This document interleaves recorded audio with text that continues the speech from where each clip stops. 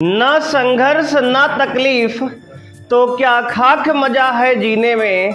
बड़े बड़े तूफान थम जाते हैं जब आग लगी हो सीने में। हेलो बच्चों, कैसे हैं आप लोग? उम्मीद करते हैं आप सब बढ़िया होंगे। तो आज की क्लास में हम लोग बात करेंगे गॉसियन पृष्ठ। बच्चे तो लगाएंगे हेडिंग आप गॉसियन पृष्ठ।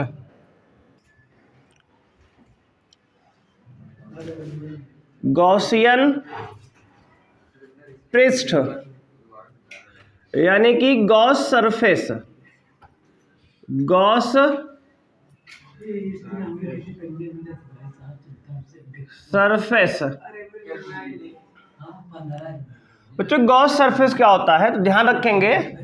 देखो सबसे पहले समझो गॉस सरफेस पृष्ठ है क्या। गॉसियन पृष्ठ देखो, गॉस ने वैद्युत फ्लक्स निकालने का एक नियम बताया। उन्होंने कहा अगर कोई 3D फिगर है, मतलब 3 विमीय ज्यामिति है, कोई आकृति है, तो उसके अंदर अगर कोई चार्ज है, मान लो आपके पास ये जो है घन है, क्या है? घन है। इसके अंदर जो है आवेश है बच्चे Q। कितना आवेश है? Q। इसके अंदर आवेश Q है, तो इसके कारण फ्लक्स का मान क्या होगा? फाई बराबर Q अपॉन एप्सिलॉन नॉट।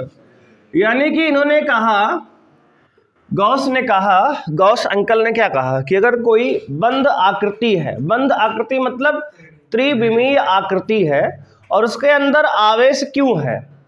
अब आकृति कैसे भी हो सकती है, गोला हो सकता है, बेलन हो सकता है, शंकु हो सकता है, घन हो सकता है, घनाभ हो सकता है। बात समझ पा रहे हो चाचा? तो कुछ भी हो सकता है अंदर। उसके अंदर अगर आवेश Q है तो उसके कारण फ्लक्स क्या होगा? फाई बराबर Q बटे एप्सिलॉन नॉट। एप्सिलॉन नॉट क्या है? निर्वात या वायु की विद्युतशीलता होती है ना? बात समझ रहे हो? विद्युतशीलता परावर्तन कह सकते हो, बात वही है। क्लियर है? कोई दिक्कत यहां तक? अब जो है इनका नियम कहां कहां अप्लाई होगा तो कहोगे जहां जहां बंद पृष्ठ होगा। बात समझ रहे हो? मतलब 3D त्रिविमीय आकृति होगी जहां जहां। बात समझ रहे हो? तो अगर मान लो कोई आवेश ये अकेला रखा है, ये बंद नहीं है, खुला है, तो क्या यहां पे हम गॉस की प्रमेय नहीं लगा सकते? तो बात है कि अभी नहीं लगा सकते। कब लगा पाएंगे? तो आप कहोगे जब इसको बंद करेंगे हम, है ना? बात समझ रहे हो? जब इसको हम बंद कर देंगे किसी आकृति के अंदर तो वहां पे गॉस की प्रमेय लगा पाएंगे। तो बात ये आती है कि गॉस की प्रमेय लगाने के लिए गॉस ने कहा एक गॉसियन पृष्ठ खींचा जाएगा, मतलब एक इमेजिनरी काल्पनिक पृष्ठ, है ना? जैसे मान लेते हो कृति सनन हमारी है, होती थोड़ी है, मान लेते हो केवल ना मन में, तो ऐसे ही एक गॉसियन पृष्ठ काल्पनिक खींचेंगे। बात समझ रहे हो? हाँ, प्रखर के मन में कोई और है, अलग बात है वो। तो भाई गॉसियन पृष्ठ क्या है? एक काल्पनिक पृष्ठ है। बात समझ रहे हो? तो गॉसियन पृष्ठ कोई एक काल्पनिक पृष्ठ होता है जिसको खींचकर हम आकृति के अंदर आवेश को, 3D फिगर के अंदर आवेश को बंद करते हैं, क्योंकि गॉस की प्रमेय वहां लगा पाए हम। बात समझ रहे हो? तो गॉस की प्रमेय लगाने के लिए हम लोग क्या करते हैं? एक गॉसियन पृष्ठ, मतलब एक काल्पनिक पृष्ठ खींचते हैं जिसका नाम जो है गॉसियन पृष्ठ रखा गया। बात समझ रहे हो? क्योंकि इसे गॉस ने बनाया था, गॉस ने बताया था, इसलिए इसका नाम गॉसियन पृष्ठ रखा गया। बात समझ में आ गई जी? ये गॉसियन पृष्ठ बनाते क्यों है? क्योंकि फ्लक्स को निकालने के लिए, अगर कहीं पे आवेश जो है बाहर है, बंद नहीं है, तो वहां पे बंद करने के लिए उसको, बात समझ रहे हो, एक गॉसियन पृष्ठ खींचेंगे, मतलब एक काल्पनिक पृष्ठ खींचेंगे। अब इसकी क्या क्या शर्तें हैं ये आगे हम समझेंगे। ठीक है, इतनी बात समझ में आ गई? गॉसियन पृष्ठ बनाते क्यों है? बोलो, बात क्लियर है? अब लिखोगे आप, लिखो गॉसियन पृष्ठ एक काल्पनिक पृष्ठ है। गॉसियन पृष्ठ, गॉसियन पृष्ठ एक काल्पनिक पृष्ठ है। गॉसियन पृष्ठ एक काल्पनिक पृष्ठ है। गॉसियन पृष्ठ एक काल्पनिक पृष्ठ है जिसके प्रत्येक बिंदु पर, जिसके प्रत्येक बिंदु पर, जिसके प्रत्येक बिंदु पर वैद्युत क्षेत्र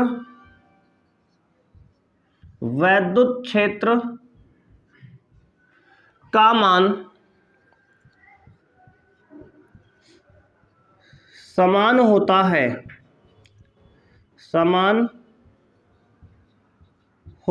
है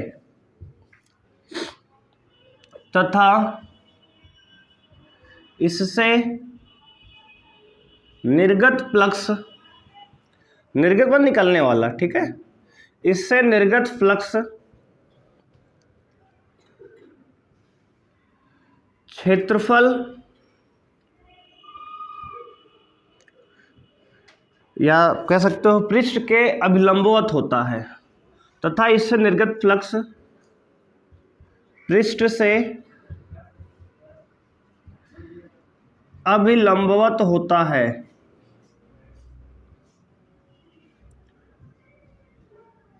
बात समझ रहे हो भाई? बोलो, यहां तक किसी कोई समस्या है? जो हमने बताया वही लिख दिया है।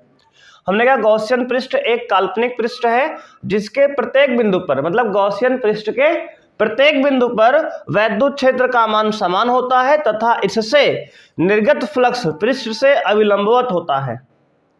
यह हमारी गॉसियन पृष्ठ की परिभाषा है। अब देखो, अब बच्चे गॉसियन पृष्ठ बनाने कुछ शर्तें हैं, गॉसियन पृष्ठ खींचने की कुछ शर्तें हैं। उन शर्तों को आप लेकर, है ना, जीवन भी शर्तों से भरा हुआ है ना, हर कदम कदम पे चुनौतियां हैं, वैसे ही गॉसियन पृष्ठ खींचने कुछ शर्तें हैं। तो लिखेंगे बच्चे, डालेंगे हेडिंग गॉसियन पृष्ठ खींचने की शर्तें। गॉसियन पृष्ठ खींचने की शर्तें, गॉसियन पृष्ठ खींचने की शर्तें। अब क्या क्या शर्तें हैं आप ध्यान दो। अब देखो, डायग्राम बना लिया है आपने, गॉसियन पृष्ठ खींचने की शर्तें देखो।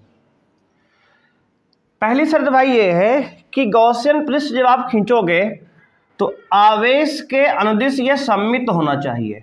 मतलब ये है कि जैसे मान लो एक बिंदु आवेश है, ये क्या है, ये पॉइंट आवेश है, क्यों, तो इसके अनुदिश एक ऐसा पृष्ठ खींचो, ये आवेश क्या है, क्यों है, इसके अनुदिश एक ऐसा पृष्ठ आपको खींचना है गॉसियन पृष्ठ कि आवेश इसके अनुदिश सममित हो, सिमेट्रिक सरफेस हो।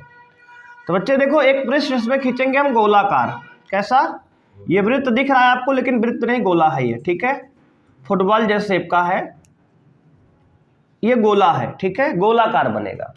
अब देखो, इस पृष्ठ से इसकी दूरी हमेशा ये आर दूरी, ये भी आर दूरी, ये भी आर दूरी, ये भी आर दूरी, त्रिज्या सबकी आर आर है ना, मतलब समझ रहे हो सममित है कि नहीं, आवेश के अनुदिश सममित आकृति है ये।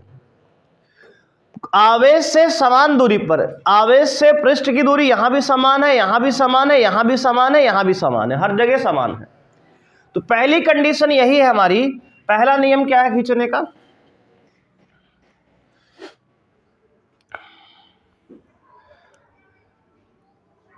आवेश के अनुदिश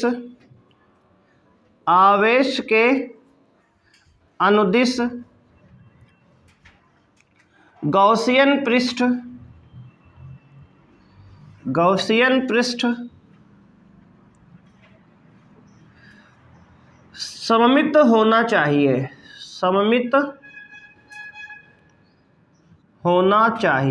पहली कंडीशन ये है, ठीक है भाई। देखो 2 नंबर में ये पूछ लेता है कि गॉसियन पृष्ठ क्या है और इसको खींचने के क्या नियम हैं, बात समझ रहे हो, इसको आपको याद भी रखना है जिसे बताया जा रहा है। आवेश के अनुदिश गॉसियन पृष्ठ क्या होता है, सममित होता है या सममित होना चाहिए, कंडीशन है। दूसरी कंडीशन बच्चे ये है कि जो गॉसियन पृष्ठ है, ये पृष्ठ किसी आवेश से नहीं गुजरना चाहिए, ये नहीं कि तुम किसी आवेश से पार कर दिए, बात समझ रहे हो, ये गलत बात है। मतलब ये है, देखो अगर कोई आवेश है तो गॉसियन पृष्ठ इससे होकर ऐसे नहीं जाएगा, देखो इस प्रकार, ये गलत बात है, बात समझ रहे हो, डायग्राम देख लो। कोई आवेश अगर बना है तो गॉसियन पृष्ठ आपका जो है उस आवेश से होकर नहीं जाएगा। तो अगला पॉइंट लिखेंगे, गॉसियन पृष्ठ, गॉसियन पृष्ठ किसी आवेश से नहीं गुजरना चाहिए, नहीं गुजरना चाहिए। ठीक है, दूसरी कंडीशन है भैया। अगर बात करें तीसरी कंडीशन की तो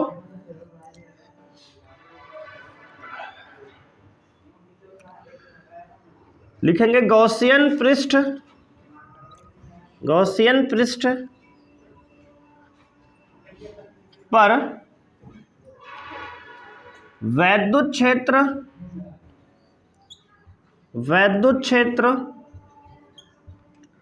व क्षेत्रफल सदिश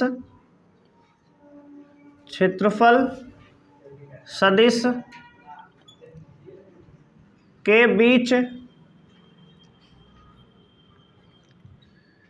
के कोण का मान गॉसियन पृष्ठ के किसी, देखो गॉसियन पृष्ठ पर वैद्युत क्षेत्र व क्षेत्रफल सदिश के बीच के कोण का मान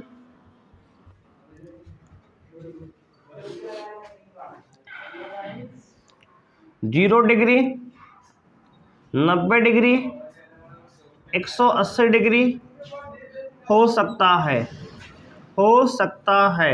ये कुछ नियत मान बताए गए हैं आपको।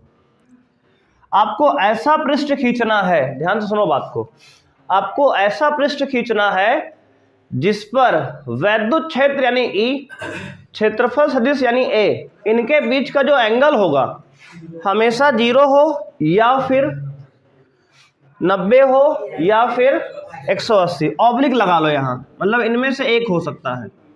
ठीक है, 0 हो, 90 हो या 180 हो, इसके बाहर एंगल नहीं होगा। ये किसने बताया? गॉस चाचा ने बता दिया नियम पहले से ही हमें, है ना। इन सब बातों का ध्यान रखकर हमें गॉसियन पृष्ठ की रचना करनी है। बात समझ में आ गई? तो गॉसियन पृष्ठ क्या है हमने बात किया गॉसियन पृष्ठ खींचने के नियम। ये 3 नियम अगर आप याद रखते हैं तो सारी बातें यहाँ से क्लियर हो जाएंगी। यानी गॉसियन पृष्ठ में आपको ध्यान देना है कि जो वैद्युत क्षेत्र और क्षेत्रफल सदिश है, एरिया वेक्टर, उसके बीच का एंगल कुछ नियत मान ले सकता है, 0 डिग्री, 90 डिग्री, 180 डिग्री, है ना, क्योंकि इसको सॉल्व करना आसान होता है। इन्होंने कुछ बेसिक नियम बता दिया अपना रूल बना के कि आप इस रूल पे चलोगे तो आपका नियम बिल्कुल करेक्ट रहेगा। अब देखो कुछ हम आपको बता दे रहे हैं रूल कि अगर बिंदु आकार का आवेश हो तो उसके लिए गॉसियन पृष्ठ कैसे बनेगा, अगर रेखीय आवेश हो तो उसके लिए गॉसियन पृष्ठ कैसे बनेगा। यही 2 आपके सिलेबस में इस्तेमाल भी होगा। ठीक है, अब देखोगे कुछ महत्वपूर्ण गॉसियन पृष्ठ, डालो हेडिंग, आप नोट कर लिए इसको, बोलो जी, डालो आप कुछ महत्वपूर्ण गॉसियन पृष्ठ।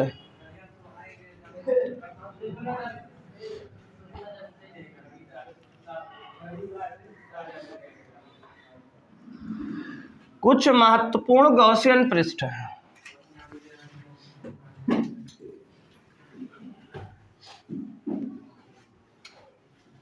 देखो सबसे पहला पढ़ेंगे हम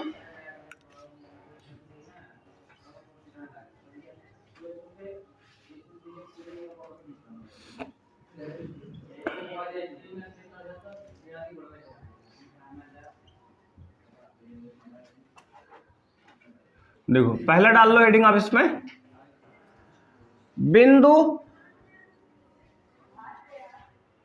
आवेश के लिए, बिंदु आवेश के लिए जो है गॉसियन पृष्ठ जो होगा वो होता है गोलाकार। कैसा होता है? गोलाकार। ठीक है, आपको जैसा भी गॉसियन पृष्ठ बनाना होगा आपको बताया जाएगा पहले से। ठीक है, कोई से बड़ी बात नहीं, 2-3 फिगर होते हैं आपको याद रखने हैं बस केवल। बिंदु आवेश के लिए गॉसियन पृष्ठ होता है गोलाकार। ठीक है, अब आपको डायग्राम इसका दिखा दे रहे हैं, हालांकि हम बनाया भी है अभी थोड़ी देर पहले। ये बिंदु आवेश है, इसके लिए ये गोला बनेगा। देखो गोला मतलब फुटबॉल का शेप का है। देखो आवेश बीच में है, सब तरफ मान लो फुटबॉल जैसा है बीच में, है ना। ये गोला बीच में हर तरफ है, ऐसे बीच में आवेश है, सेंटर पे, केंद्र पे, है ना। ये गोलाकार बनेगा, गॉसियन पृष्ठ है ये, ठीक है। अब देखो अगर हम बात करें दूसरा पॉइंट, रेखीय आवेश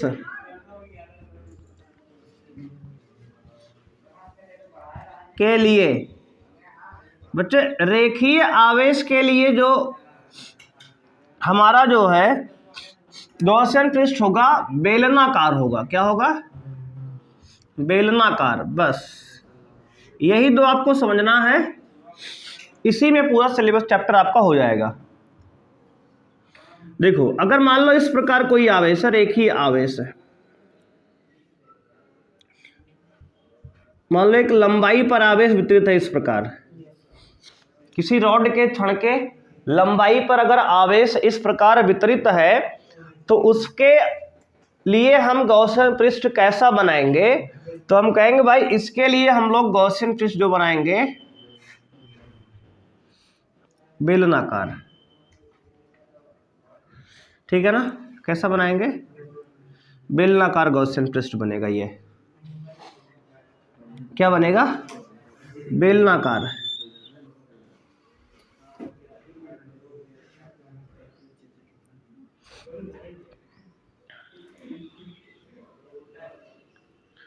ये बेलनाकार गॉसियन पृष्ठ बनेगा आपका,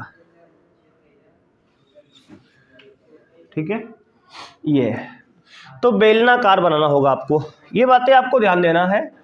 इतनी बातें अगर गॉसियन पृष्ठ से आप रखेंगे याद तो आपको कोई समस्या नहीं आएगी, ठीक है। अब इसको आप नोट कर लो। अब हम लोग पढ़ेंगे गॉस की प्रमेय के अनुप्रयोग, ठीक है। अब डालेंगे हाँ गॉस की प्रमेय के अनुप्रयोग, ठीक है। अब बच्चों बात करेंगे गॉस के प्रमेय के अनुप्रयोग, तो डालेंगे आप गॉस की प्रमेय के अनुप्रयोग, गॉस की प्रमेय के अनुप्रयोग मतलब बच्चे ये होता क्या यूज है इसका, है ना। हमने जो गॉस की प्रमेय पढ़ी है उसका क्या इस्तेमाल है, बात समझ रहे हो कि नहीं?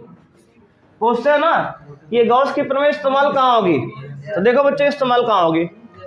अब इसके यूज जो है गॉस की प्रमेय है क्या, तो बच्चे फाई बराबर क्यू अपॉन एप्सिलॉन नॉट, यही तो गॉस की प्रमेय है ना। इसका यूज कहाँ कहाँ है हम पढ़ेंगे, इसका यूज उपयोग कहाँ कहाँ है, तो आज हम पढ़ेंगे इसका उपयोग अब, ठीक है। तो पहला उपयोग बच्चे है, फर्स्ट यूज क्या है? पहला यूज है आपका अनंत लंबाई के समान रूप से आवेशित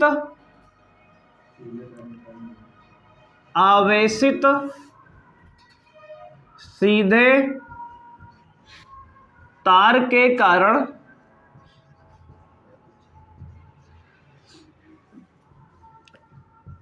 वैद्युत क्षेत्र। बच्चे पहला उपयोग इसका ये है, ठीक है। अब देखो आप याद रखोगे एक उपयोग गॉस की प्रमेय से आने वाला है। देखो ये तो गॉस की प्रमेय आएगी पेपर में आपके, या इनका एक उपयोग आएगा, 100% लिख लो अभी से आएगा। हाँ भाई 3-4 उपयोग है, उसमें से आपको एक मिल जाएगा। तो आपको याद रखना है कि एक उपयोग हमारे एग्जाम में छपेगा। अब कौन सा होगा भाई इसकी गारंटी अभी नहीं। हाँ ये है कि लास्ट में आपको बता दिया जाएगा अब की बार कौन नहीं आएगा, 3 में बता देंगे कौन नहीं आएगा, जो बचेगा जो वही आएगा, फिर समझ लेना, है ना। अभी नहीं, लेकिन ये शॉर्टकट थोड़ा लेट में बताए जाएंगे। एग्जाम पैटर्न को देख के एनालिसिस करके बताएंगे आपको कौन सा आने वाला है आपकी बार। अब देखो, अब ध्यान देना, अनंत लंबाई के समान रूप से आवेशित सीधे तार के कारण वैद्युत क्षेत्र आपको पढ़ना है। देखो भाई, आपके पास एक क्या है, सीधा तार है, सीधा, हाँ ये पूरा हेडिंग हमारा है। अनंत, देखो पेपर में आपसे आएगा, कहेगा अनंत लंबाई के समान रूप से आवेशित सीधे चालक तार के कारण वैद्युत क्षेत्र के सूत्र का निगमन कीजिए। ये सवाल छपेगा पेपर में आपके, ऐसा पूरा लिख के आएगा, ठीक है, बढ़िया से। या फिर इसकी वैल्यू लिखा रहेगा E बराबर λ/2 पाई एप्सिलॉन नॉट, E बराबर λ/2 पाई एप्सिलॉन नॉट लिखा रहेगा, के सूत्र का निगमन कीजिए, ऐसा लिखा रहेगा। दोनों ही बातें वही हैं, समझ जाओगे देखते ही आप। इतनी बात समझ में आई। अब देखो, सबसे पहले इसका डायग्राम बनाते हैं। भाई आपको क्या दिया है, देखो एक चालक तार दिया है, कितनी लंबाई का है भाई ये, अनंत लंबाई का, पहले ही बता दिए कितनी लंबाई का है, अनंत लंबाई का। बात समझ रहे हो विनोद, कोई दिक्कत यहां तक? अब ध्यान देना, ये देखो अनंत लंबाई का ये सीधा चालक तार है, सीधा है, ठीक है। अब समझना बात आप इसकी। अब भाई ये देखो, अनंत मतलब ये ऊपर भी गया है अनंत तक, नीचे गया है माइनस अनंत तक, ठीक है। अनंत लंबाई का है ये, ठीक, कैसा लंबाई का है, अनंत लंबाई का है। अब इसको हमने एक आवेश दिया, कैसा आवेश दिया, प्लस क्यू आवेश दिया। तो ये बताओ, अगर किसी चालक तार को आवेश देते हैं, पतले से तार को आवेश देंगे, तो कहां जाके वितरित होगा, लंबाई पे, बहुत सही। इसे कहते हैं रेखीय आवेश वितरण, याद है ना, रेखीय आवेश वितरण, पृष्ठीय आवेश वितरण, आयतन आवेश वितरण। 3 प्रकार का आपको आवेश वितरण पढ़ाया गया है इसी दिन के लिए, ठीक है।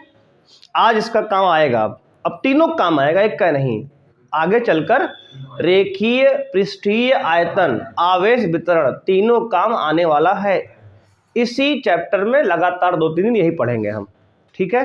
अब ध्यान देना, अब हमने भाई इसको क्या दिया, प्लस क्यू आवेश दिया, जो इसके लंबाई पर एक समान रूप से क्या हुआ, फैल गया, ठीक है, वितरित हो गया, फैल गया, बात वही है। कितना आवेश दिए सर, क्यों आवेश दिए, इतनी बात समझ में आई भाई। अब आप ये बताओ हमें देखो हमारा मोटिव क्या है, हमें क्या दिया उसने, हमें दिया उसने एक अनंत लंबाई का एक समान रूप से आवेशित उसने सीधा तार दिया, ये तार दिया, इस पे आवेश दिया है, ठीक है, क्यों आवेश दिया है। सवाल में ही कहा गया कि आवेशित है मतलब आवेश दिया गया है, क्यों, हमने मान लिया क्यों आवेश था उस पर, सवाल में दिया रहेगा जो आवेश रहेगा, है ना, न्यूमेरिकल में। अब हमें क्या कह रहा है कि इस तार से स्मॉल r डिस्टेंस पे बिंदु P है, इस बिंदु पर हमें क्या निकालना है बच्चे, तो कहोगे इस बिंदु पर हमें निकालना है वैद्युत क्षेत्र की तीव्रता का मान। इस तार से स्मॉल r डिस्टेंस, r दूरी पर वैद्युत क्षेत्र की तीव्रता का मान निकालना है। इसके लिए क्या करोगे, तो कहोगे गॉसियन पृष्ठ खींचेंगे ना, और कैसा गॉसियन पृष्ठ खींचेंगे अभी तुरंत पढ़ के पीछे आ रहे हैं। तो अब जो है, अगर सीधा रेखीय आवेश वितरण है ये, तो इसके लिए गॉसियन पृष्ठ कैसा होगा, बेलनाकार, सबको पता है भाई, बच्चों के बाद। तो भाई यहां जो है एक बेलनाकार गॉसियन पृष्ठ आप खींच लो, क्या खींच लो, एक बेलनाकार गॉसियन पृष्ठ बनाओ आप, समझ रहे हो कि नहीं विनोद, यहां जो है एक बेलनाकार गॉसियन पृष्ठ बनाओ आप ऐसे, ठीक है। देखो ये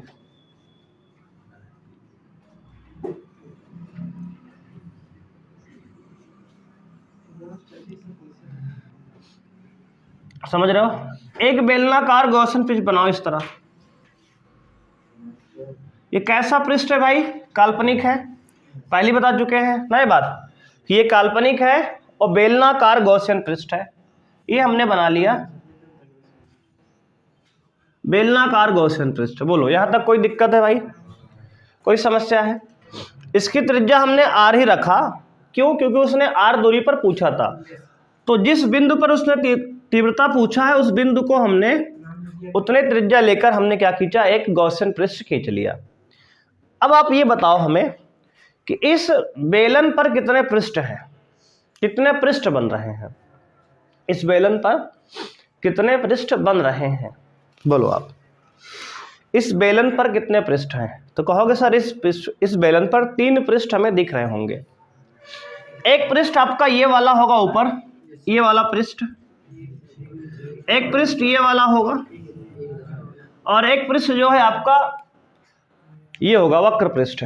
मान लो ये बेलन है, लेट सपोज ये मार्कर बेलन है, बेलन जैसा हैवी है बिल्कुल। एक पृष्ठ है ऊपर वाला, एक ये नीचे वाला, एक जो छू रहे हो है ना ये वाला वक्र पृष्ठ, 2 गोला पृष्ठ, एक वक्र पृष्ठ, ये 3 पृष्ठ है ना इस पे। अब आप हमें ये बताओ, देखो बात को बहुत आराम समझो, समझ में सारी बात आएगी और याद भी रहेगी बहुत दिन तक, है ना। देखो ये बताओ कि अगर ये प्लस आवेश है ना, तो ये बताओ प्लस आवेश के कारण वैद्युत क्षेत्र की तीव्रता कैसे होती है, उसकी तरफ कि उससे दूर की तरफ? उससे दूर की तरफ, सबको पता है ये हमारी आपकी बात हो चुकी है पहले ही। तो ये बताओ ये प्लस आवेश है, इसके कारण भाई वैद्युत क्षेत्र की तीव्रता इससे दूर की तरफ ऐसे होगी, ये वैद्युत क्षेत्र तीव्रता ई है ना, यहाँ भी तीव्रता ऐसे दूर की तरफ होगी ई, है ना। बात समझ रहे हो? 2-3 दिखाने से बहुत सारी तीव्रता की लाइन होगी, है ना। वैद्युत क्षेत्र की तीव्रता बहुत सारी लाइन होंगी, लेकिन हम 2-3 दिखा रहे हैं समझने के लिए। और इससे भी इधर होगी, है ना, इस तरफ ऐसे ऐसे होगा। बात समझ रहे हो? ये बाहर की तरफ ऐसे इलेक्ट्रिक फील्ड लाइंस ऐसे बाहर होंगी, वैद्युत क्षेत्र की तीव्रता बाहर की तरफ। बात समझ रहे हो?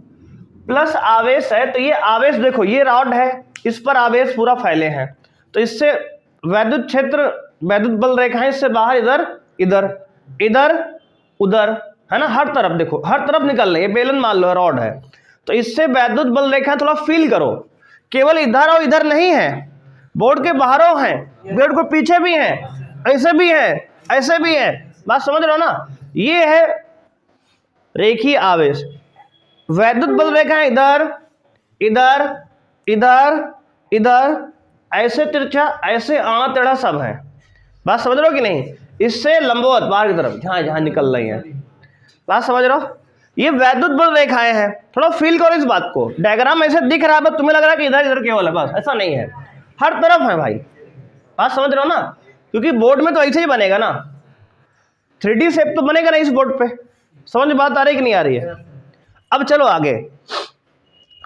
अब बताओ हमें, हमने कहा कितने पृष्ठ हैं भैया यहाँ, तो कहोगे आप सर 3 पृष्ठ है इधर।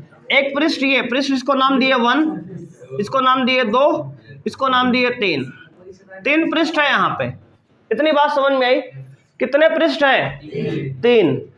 कितने आदमी थे? 4 थे। एक वो भी थी क्या? ऐसी बात करता है बालक। अब देख भाई 3 पृष्ठ है ना इधर। अब ये बताओ हमें, यहां जो है, यहां यहां यहां, अगर यहां हम एक छोटा सा काट लें एलिमेंट, एक छोटा सा अवयव काट लें इस पृष्ठ पे, तो इसका क्षेत्रफल सदिश किधर लेंगे, अंदर या बाहर? बाहर। ये बात तुमको ही पता होगा ही ना। कैसे भाई? हमने भी पीछे बात की थी कि अगर 3D ज्योमेट्री होगी, त्रिविमीय ज्यामिति, तो एरिया वेक्टर बाहर लेते हैं ना। क्या हुआ जी? सोच रहा है कुछ? क्या? अरे बस करो यार, उसको रहन तो, पहले पढ़ लो फिर उसके बारे में सोचना। अच्छा, अपने बारे में सोच रहा है कि हम सोच रहा है बच्चे, हम बैठे होंगे उसके बगल, हाथ में हाथ होगा हमारा, वो फील कर रहा है बच्चे। अरे पढ़ ले यार बता, समझ लो। अब ये बताओ हमें, इसका एरिया वेक्टर यानी क्षेत्रफल सदिश और वैद्युत क्षेत्र, इसके बीच का कोण क्या है? 0 डिग्री। शाबाश, दोनों एक ही दिशा में है, कोण 0 हो गया, बहुत सही। ये बताओ अगर यहां हम एक एलिमेंट काट लें, देखो जितने पृष्ठ है सब पे एलिमेंट काटना पड़ेगा। एक एलिमेंट हमने यहां काटा तो इसका क्षेत्रफल होगा ऊपर की तरफ, भाई ऊपर की तरफ है ये क्षेत्रफल dA, छोटा सा एलिमेंट है ना। और वैद्युत क्षेत्र इधर होगा इस तरफ, इस तरफ, इनके बीच का कोण कितना है 90 डिग्री। थीटा यहाँ 90 है, थीटा यहाँ 90 है। और यहाँ अगर एक एलिमेंट काटे भाई तो इसका डी इधर आएगा नीचे की तरफ, वैद्युत क्षेत्र ये है, इनके बीच का कोण कितना है थीटा बराबर 90 डिग्री। इतनी बात सबको समझ में आ गई कि हमने पृष्ठ पर देखो 3 पृष्ठ है और तीनों पृष्ठ हमने एक सूक्ष्म अवयव ले लिया सब पे, और अब जो है हम सबको जोड़ के इंटीग्रेट कर देंगे, पूरा निकल आएगा फ्लक्स। ऐसी बातें हमने कल समझी है गॉस की प्रमेय में, है ना। वही कॉन्सेप्ट यहाँ लगा रहे हैं कि देखो इस पूरे पृष्ठ का, देखो समझो इधर, ये है वक्र पृष्ठ, ये है वक्र पृष्ठ ना, जानते हो आप वक्र पृष्ठ ये वाला, ये वाला। तो इस पर एक छोटा सा एलिमेंट ऐसे काट लिया यहाँ पे, है ना, उसका फ्लक्स निकाल लेंगे छोटे सा, उसको समाकलन कर लेंगे, इंटीग्रेट कर लेंगे, पूरा जोड़ लेंगे, पूरा निकल आएगा। इसका थोड़ा सा निकाल लेंगे, इसको समाकलन कर लेंगे, जोड़ लेंगे, आ जाएगा। इसका थोड़ा निकाल के जोड़ लेंगे, पूरा आ जाएगा, है ना सबको। तो कुल मिला के छोटा छोटा एलिमेंट का निकाल के हमें समाकलन करना है। बात समझ में आई? कोई दिक्कत है यहाँ तक? अब देखो आगे, अब आप ध्यान देना इसके आगे। अब देखो अगर हम कहें भाई, अच्छा अब इसमें थोड़ा लिखना पड़ेगा थ्योरी भी आपको ना, चलो लिख लेते हैं, इतनी बातें इतना हम किए हैं सब लिख लेते हैं पहले। तो भाई क्या लिखेंगे, माना एक अनंत लंबाई का सीधा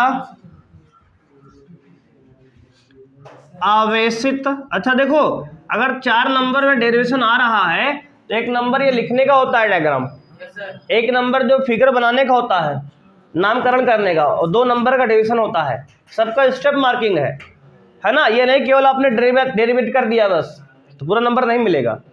सबका अपना एक स्टेप है, स्टेप मार्किंग बोर्ड में है, आपकी बार हर बार हो रही है जैसे कि, है ना। तो माना एक अनंत लंबाई का सीधा आवेशित चालक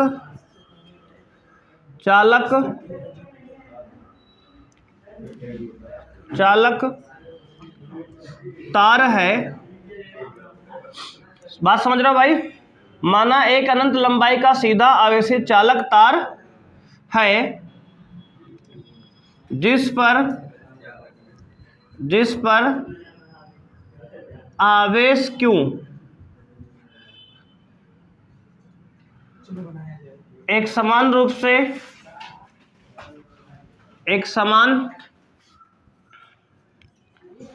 से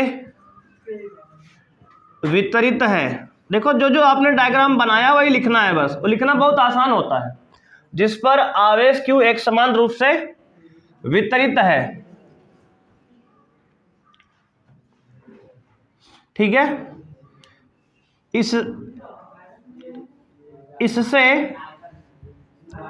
इससे स्मॉल r दूरी पर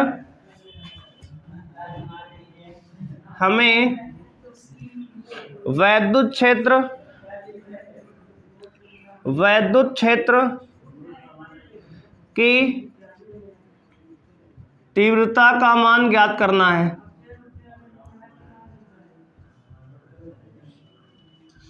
बात क्लियर है जी? क्या ज्ञात करना है भाई? वैद्युत क्षेत्र की तीव्रता का मान ज्ञात करना है। इसके लिए हमने स्मॉल r त्रिज्या का एक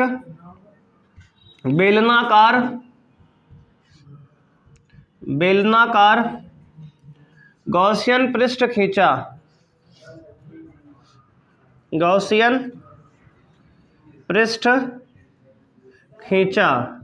उसके बाद आपको नहीं लिखना है, उसके बाद आपने डायग्राम में सब दिखा ही दिया है, ठीक है।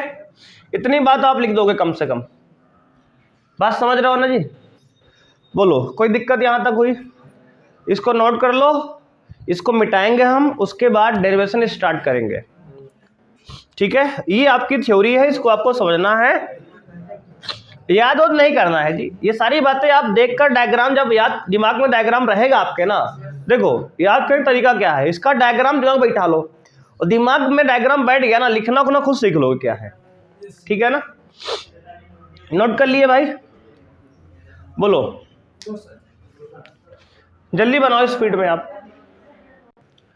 तो अब बात करेंगे हम लोग चालक तार के कारण कुल वैद्युत फ्लक्स। तो लिखेंगे बच्चे कुल वैद्युत फ्लक्स, कुल वैद्युत फ्लक्स,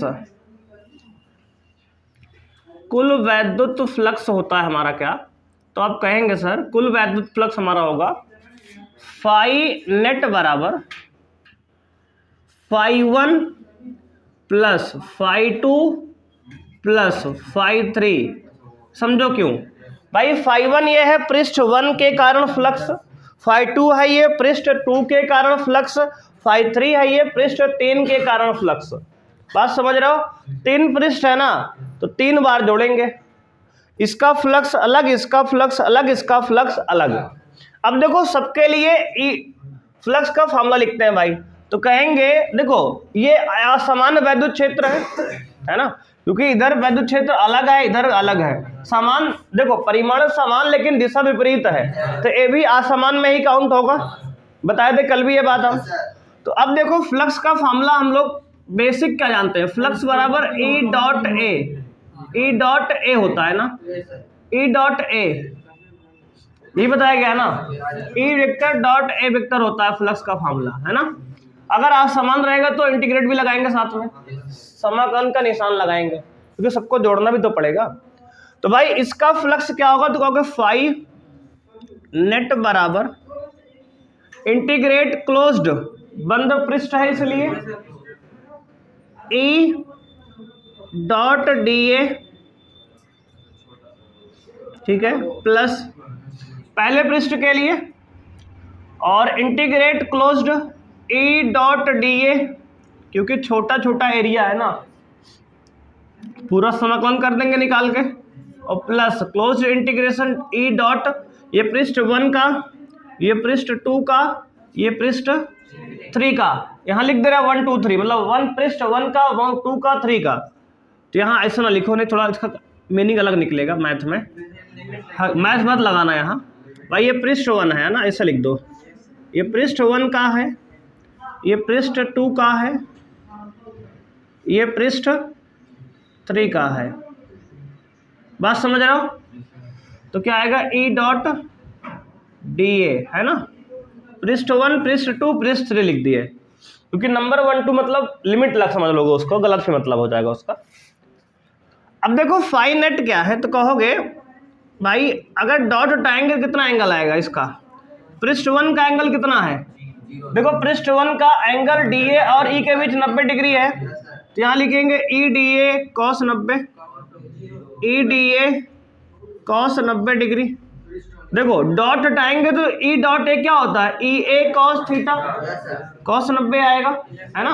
देखो इसका डॉट हटाएंगे तो क्या आएगा, फाई बराबर आएगा इंटीग्रेट ई ए कॉस थीटा, डॉट हटाते हैं तो कॉस थीटा आएगा ना, तो वही यहाँ किए है, कॉस 90 हो गया ये, प्लस इसका देखो ई डी ए, इसका भी कॉस 90, दूसरे पृष्ठ का देख लो ये 90 एंगल पे है, और तीसरा plus integrate E D A cos 0 लिख दें, ये देखो एंगल 0 है तीसरे पृष्ठ का। सारी बात क्लियर हो गई यहाँ तक। देखो बहुत आसान है, बहुत लोड नहीं लेना है इसमें, देखो बहुत आराम आराम ड्रिल चलेगा, तुम्हें याद होता रहेगा साथ में, है ना।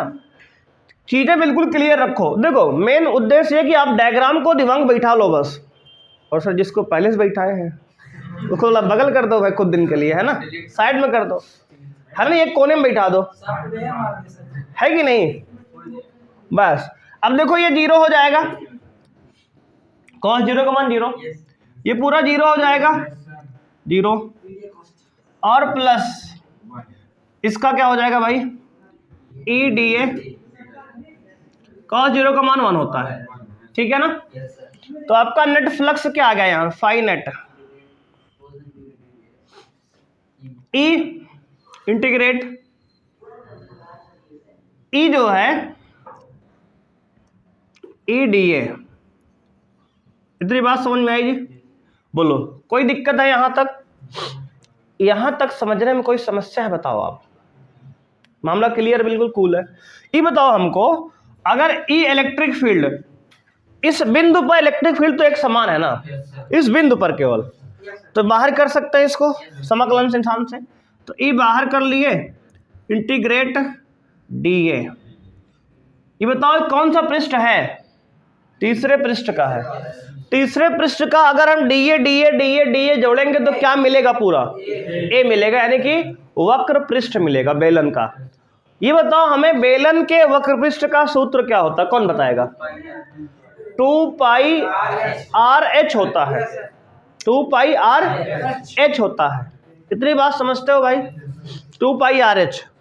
अगर हम मान ले इस बेलन की लंबाई थोड़ी देर के लिए एल है, लंबाई बाई एल है, मान लिए, ठीक है। हाँ, जो जो रिक्वायरमेंट पड़ेगी आपको मानना पड़ेगा। हमने मान लिया लंबाई एल है ना। इस गॉसियन पृष्ठ की, तार तो भाई अनंत लंबाई का है, गॉसियन पृष्ठ की बात कर रहे हैं हम।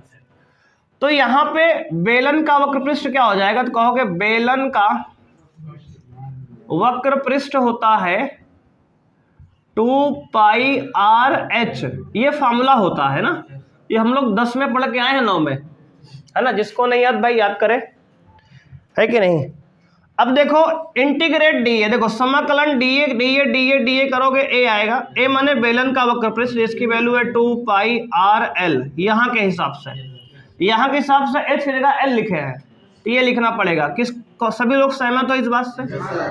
तो इसकी जगह पे हम डीए की जगह क्या लिखने जा रहे हैं? इंटीग्रेट की जगह 2 पाई आर एल। तो भाई यहाँ से फाइन नेट क्या आने वाला है आपका? ई बाहर इंटू 2 पाई आर एल, 2 पाई आर एल। इक्वेशन नंबर 1, समीकरण 1 बन गया। अगर यहां तक कोई समस्या हो, दुख दर्द हो, बताओ आप समझने में, बोलो।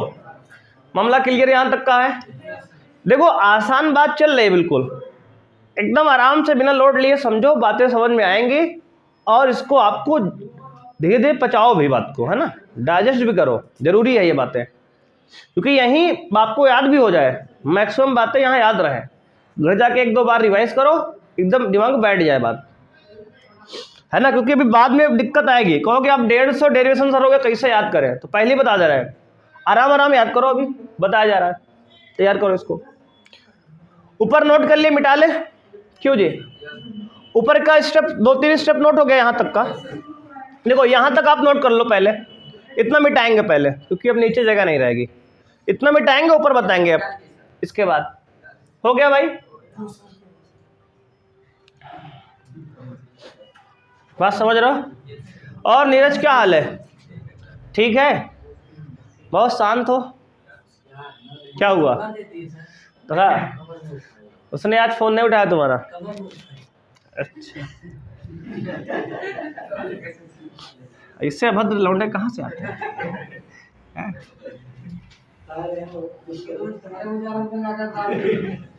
देखो यार ध्यान दो भाई, आगे इसके बाद समझते हैं। यहां तक आप लिख लिए होगे उम्मीद है। अब ध्यान देना आप,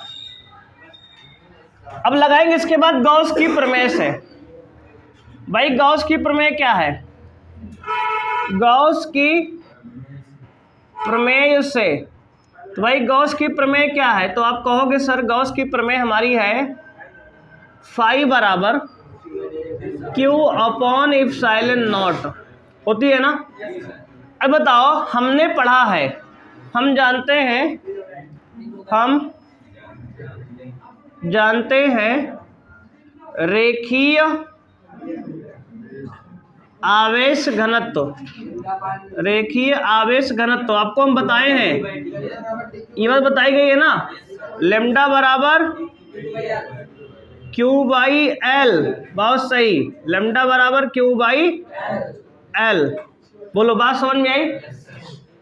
और हमने एल जो है देखो लेंथ है, लंबाई यहाँ भी है, तो यहाँ से अगर क्यू का मान निकालो क्या है? क्यू बराबर लेम्डा इंटू एल। बात समझ में आई कि नहीं आई? बोलो हाँ या ना। देखो इसको पढ़ाया गया पीछे ही, रेखीय आवेश घनत्व लेम्डा बराबर आवेश बटे लंबाई, है ना। यहाँ से क्यू निकालेंगे तो ये गुणा कर लो, लेम्डा इंटू एल हो गया। क्लियर है?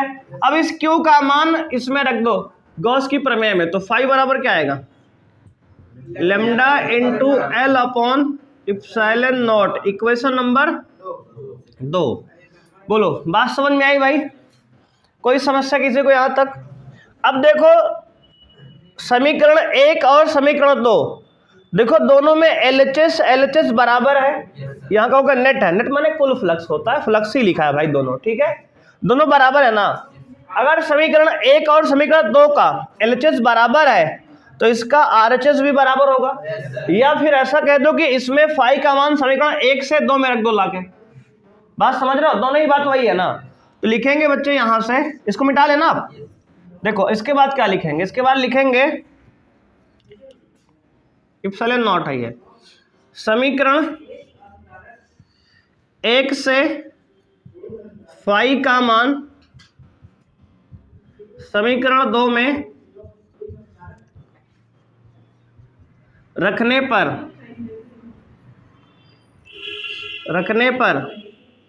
देखो भाई फाई का मान उठा के यहां से वहां रखो, तो फाई का मान क्या है? E into 2πRL। देखो इसको मिटा रहे हैं अब इसके जगह रख दे रहे हैं E इंटू 2πRL बराबर lambda L upon epsilon not. कुछ कट रहा है क्या? बोलो। L से L गया, E बराबर क्या आ गया? Lambda upon 2π epsilon naught into R। बस ये जो है आपको याद रखना है, यही आपका फॉर्मूला है, ठीक है भाई। ये आ गया E बराबर lambda upon 2π epsilon naught into R। कितनी दूरी पे निकाल रहे हो? R है, रेडियस है ना। तो आपका ये फॉर्मूला आ गया E बराबर lambda upon 2π epsilon naught into R। इसको करना है याद। इस पर आते हैं सवाल, न्यूमेरिकल। बात समझ रहे हो? कोई समस्या है जी यहां तक? इस पर क्या आएगा? न्यूमेरिकल आएगा, सवाल आएगा। बात समझ रहे हो कि नहीं? इसको आपको याद रखना है, बढ़िया से इसको बंद कर लो डिब्बे में। और देखो इसको वेक्टर फॉर्म में लिख सकते हैं। अभी कैसा फॉर्म लिखे हैं? अदिश रूप में। जितनी भी सदिश राशियां हैं उनको वेक्टर फॉर्म में आपको लिखना होता है। तो इसका वेक्टर रूप क्या आएगा? इन सदिश रूप, तो कहेंगे वेक्टर रूप आएगा E वेक्टर बराबर lambda upon 2π epsilon naught into R cap. R cap क्या है? एकांक सदिश है। R कैप क्या है? एकांक सदिश है।